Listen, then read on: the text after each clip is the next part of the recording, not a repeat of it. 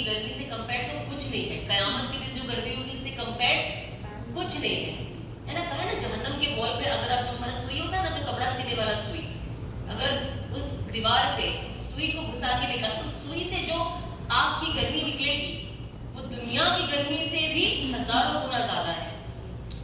مطلب اس کی انٹینسٹی بتایا گیا کہ اتنی اسٹرانگ ہے کہ وہ ہر چیز ختم کر دے گی, صرف سوئی جا کے نکلے گی.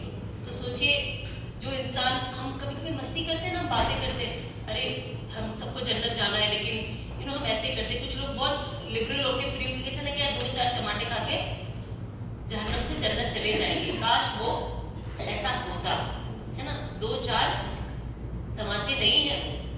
ہم دنیا میں کوئی اگر ہم کو زور سے ایک مار دے تو اس کے پورے 5 انگلیوں کے نشان ہمارے گال پہ آ جاتے ہیں. کچھ لوگ تو بے ہوش بھی ہو جاتے ہیں, کچھ لوگ ان کی فوت بھی ہو جاتی ہے کبھی کبھی ایک تھپڑ سے. تو ہمیں اس چیز سے کیا سمجھ میں آتا ہے کہ ہمیں اپنی آخرت کی تیاری کرنی ہے نا. آخرت کی تیاری کرنے میں کیا ہے, کس چیز سے ہماری آخرت ملے گی, وہ ہے ہم اپنے آپ کو سدھاریں. اور اللہ نے حج پہ ہمیں کیا موقع دیا ہے, جب اللہ سبحانہ وتعالیٰ ہمیں حج پہ بلاتے ہیں کہ ایسے بھی میں آپ کو موقع دیتا ہوں. ایسا نہیں ہے کہ جو انسان حج پہ نہیں آیا اس کی توبہ نہیں ہے نا. بس اللہ نے اس سال ہم سب کو قبول کیا ہے, اور یہ ہمیں نا پورے کانفیڈنس کے ساتھ یقین ہونا چاہیے کہ ہم آئے ہیں کیونکہ اللہ کی طرف سے لبیک ہے. اللہ نے ہمیں قبول کیا ہے تو ہم ادھر آئے ہیں. ہم یہ نہ سوچے پتہ نہیں کیا ہوگا, حج قبول ہوگا کہ نہیں. انسان کے اندر فکر ہونا ضروری ہے, پر یہ کب ہوگی جب آپ گھر واپس جاؤ گے, تھوڑا سا سوچو گے, بٹ ابھی آپ انجوائے کرو. جب مجھے پتا چلا نا کہ جب بہت سارے ویزاز پرائیویٹ میں بہت سب نکل گئے تھے تو ہمیں بہت وہ تھا کہ پتہ نہیں کیا ہوگا. جیسے مجھے پتا چلا ہم تینوں کا لگ گیا, میں تو ایسے گھر میں جھوم اٹھی کہ لگے اتنی ایک وہ ایکسائٹمنٹ کہ خود ہی مارنا کہ مل گیا ہے, اس سال واپس حج پہ جا رہی ہوں انشاءاللہ, ہے نا. ایک وہ خوشی ہوتی ہے, تو آپ اس خوشی کو انجوائے کریں. آپ پتہ کبھی کبھی کیا ہوتا ہے, کچھ لوگ اتنے غمگین ہو جاتے ہیں, ہر چیز سیریس ہو جاتے ہیں. خوشی کے بھی مومنٹ کو سیریسلی لے لیتی ہے. ہماری خوشی کا مومنٹ ہے, حج ہمارے خوشی کا مومنٹ ہے. دیکھیے اگر ہم یہاں سے عافیت سے گھر چلے گئے تو بھی اللہ نے ہمیں معاف کر دیا, ہر گناہ سے ہمیں پاک کر دیا. اور اگر ہم یہاں چلے گئے, اللہ کے پاس ہی سیدھا چلے گئے یہاں سے, تو بھی تو ہماری ایشی ہے نا. بے شک, کیونکہ ویسے ہمارے سارے گناہ معاف ہو گئے. اور اگر ہم احرام میں چلے جاتے ہیں تو قیامت کے دن ہم احرام میں ہی اٹھائے جائیں گے, ہم لبیک پڑھتے ہوئے اٹھیں گے. تو یہ ہمارے لیے نا خوشی کا موقع ہے. ہاں ہمیں رونا چاہیے کہ ہم نے گناہ کیا کیا, ہم نے اللہ کو ناراض کیسے کیا, ہم نے کیسے ان کی نافرمانی کی, ہم کیسے ایک مسلمان ہو کر اپنے آپ کو, اپنے ویلیو کو نہیں سمجھ پائے, ہم نے اپنے آپ کو اتنا سستا کیسے کر دیا, ہم نے اپنے آپ کو ایسا بغیرت کیسے کر دیا, ہم نے اپنے آپ کو اللہ کے حکموں سے دوسرے لین پہ ہم کیوں چلے گئے. ہم اللہ کے رسول کی سنتوں کو فالو کرنا اور ان کا طریقہ, ان کا جیسے وہ دکھتے تھے اس لک کو فالو کرنے کی جگہ پہ ہم غیروں کے طریقوں پہ کیسے پہنچ گئے, اور ہم نے اس کو اپنی کامیابی کیسے سمجھ لی, ہم نے اس کو اپنی سکسیس, اس کو اپنا سب کچھ کیسے سمجھ لیا کہ یہ ہے تو ہی دنیا میں سکسیس ہے, یہ نہیں ہے تو آپ آؤٹ ڈیٹڈ ہو.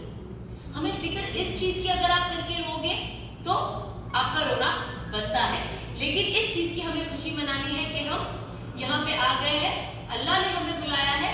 کیونکہ اللہ بلاتے تبھی نا, جب انہیں آپ کا حج قبول کرنا ہوتا ہے تبھی تو بلاتے ہیں نا, تو بلد کی بلائیں گے.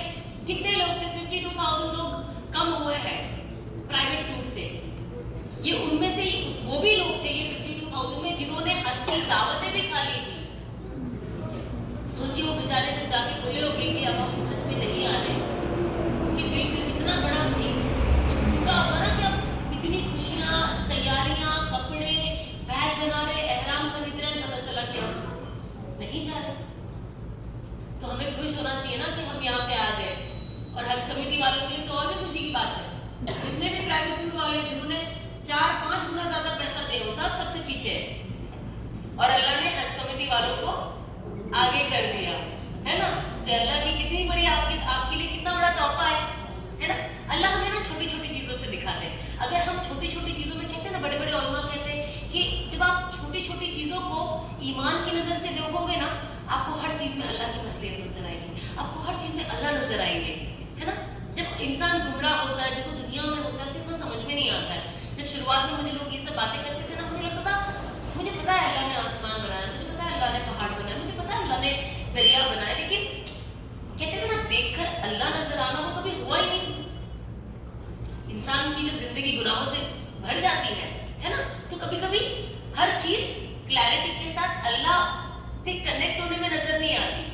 लेकिन जब इंसान उसको रिफ्लेक्ट करता है कि नहीं बहुत हो गया, अब मुझे अपनी जिंदगी का चार्ज लेना है, मुझे अपनी जिंदगी बदलनी है. हमें सिर्फ अल्लाह से दुआ नहीं करनी अल्लाह मुझे हिदायत दे दे, अल्लाह मुझे हिदायत दे दे, वो तो एक लाजमी चीज है, लेकिन असबाब का शक्ल लेना है. अगर मैं सिर्फ अल्लाह से कहूँगी अल्लाह मुझे हिदायत दे दे, पर मेरे घर में रोज टीवी चालू है, मैं टीवी देख रही हूँ, मैं थिएटरों में जाके पिक्चर देख रही हूँ, मैं गाने सुन रही हूँ, हाँ मैं एक हया वाले लिबास में नहीं हूँ, मैं कुरान और नमाज से मेरी जिंदगी बहुत दूर होती जा रही है, तो फिर वो असर मुझे जिंदगी में कैसे दिखाई देगा? देखिए हर चीज के लिए ना कुर्बानी जरूरी है. अब आप जितने भी नबी आए थे, आप देखिए आदम अलैहिस्सलाम से लेकर रसूलुल्लाह सल्लल्लाहु अलैहि वसल्लम तक, उनकी आप सीरत देख लीजिए, क्या है सिवाय कुर्बानी के और क्या है? हम कहते हैं अल्लाह मैं ही क्यों, हमारे पे कोई प्रॉब्लम आया अल्लाह मैं ही क्यों, मैंने ऐसे क्या किया, अल्लाह मुझे पसंद ही नहीं करते, अल्लाह लगता है मुझसे बहुत नाराज है, मेरे साथ ही ये होता है ना. बहुत बार हम अल्लाह से दुआ करते हैं क्योंकि हमने दीन नहीं पढ़ा ना. मैं भी पहले ऐसे ही होती थी, कुछ भी होता था अल्लाह मेरे साथ ही क्यों होता है, अल्लाह मैं ही क्यों, जबकि जिंदगी कोई दीन और शरीयत से लेना देना नहीं, थोड़ी बहुत थी, लेकिन तो भी मेरी ऑडेसिटी देखो, मेरी हिम्मत देखो, दाद देनी पड़ेगी ना.